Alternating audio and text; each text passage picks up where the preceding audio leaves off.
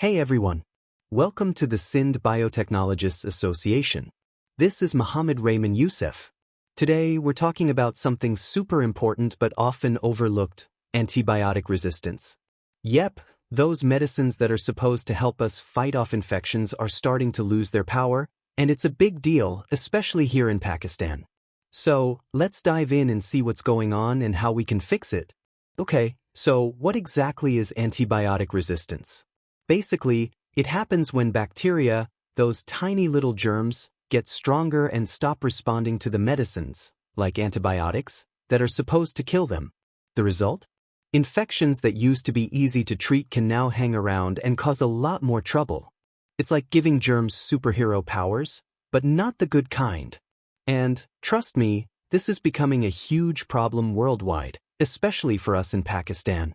Here's how it works. Bacteria aren't just sitting there doing nothing, they're multiplying all the time.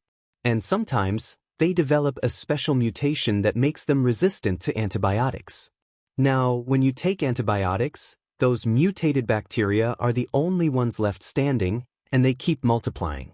Before you know it, the infection that used to be no big deal is now a tough fight. So yeah, bacteria are basically like little ninjas, dodging the medicine we throw at them. So, why should we care? Well, when antibiotics don't work, we're in trouble. First, treatments that used to knock out infections in no time now barely make a dent. This means simple infections can stick around, get worse, and spread. Second, people are at a higher risk of dying from diseases that used to be totally treatable. And let's not forget the money side of things. Treating resistant infections is way more expensive, with longer hospital stays and pricier drugs. Oh, and by the way, these resistant bacteria can spread from person to person, through animals, and even in the environment. Yikes. Antibiotic resistance isn't just a local issue, it's a global crisis. This world map shows how resistance is spreading across different regions.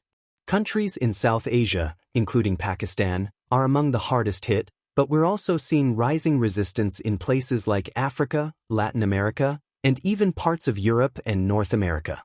The overuse and misuse of antibiotics are common in these regions, often due to a lack of regulation and public awareness. As bacteria develop resistance in one country, it can quickly spread to others through travel, trade, and even the environment. This makes antibiotic resistance a truly global problem that requires international cooperation and urgent action. So, what's causing all this resistance? Well, first up is the overuse of antibiotics. We're using them way more than we should, even for things like the common cold or flu, stuff antibiotics don't even work on. Then, there's the fact that many people don't finish their full prescription. You start feeling better, so you stop taking the medicine. Big mistake. This leaves the toughest bacteria alive to fight another day. And it's not just us humans. Antibiotics are also being used in farming, and that resistance can spread to people through the food we eat. It's everywhere. These graphs display the antibiotic resistance profiles of 4 critical bacteria responsible for serious infections. First, Salmonella typhi, which causes typhoid fever, is showing increasing resistance to multiple antibiotics, making treatment more difficult. Next, we have Staphylococcus aureus, known for causing skin infections and bloodstream infections. Resistance here, especially to methicillin MRSA, is a growing threat in hospitals. In the third graph, Klebsiella pneumoniae, which causes pneumonia and urinary tract infections, is becoming resistant to nearly all available antibiotics, leading to more severe infections. Lastly, Acinetobacter baumannii, a major cause of hospital-acquired infections, is showing extreme resistance, particularly in intensive care units where vulnerable patients are at high risk. These rising resistance trends are alarming, as they severely limit treatment options for patients affected by these bacteria. Alright, now the important part. What can we do to stop this? First off, only take antibiotics when a qualified healthcare provider tells you to. Second, even if you start feeling better halfway through your meds, finish the whole course.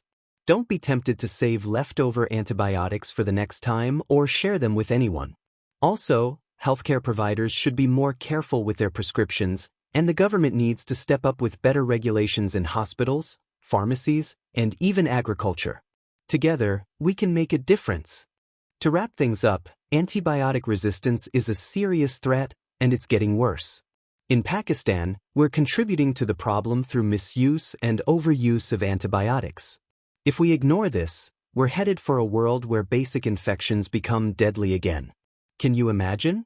Even something as routine as surgery or chemotherapy could be life-threatening because of untreatable infections. It's like going back in time before antibiotics were even discovered.